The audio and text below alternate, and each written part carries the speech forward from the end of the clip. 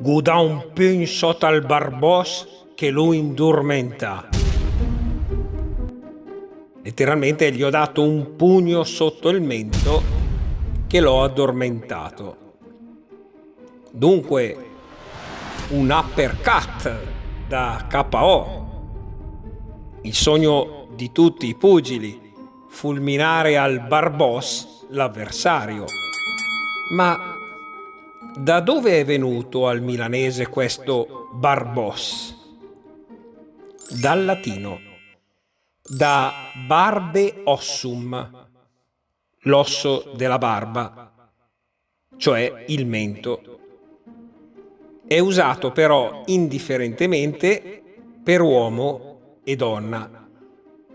Si dice infatti di una ragazza che ha una fossetta al mento, la ga un bel bus in del barbos.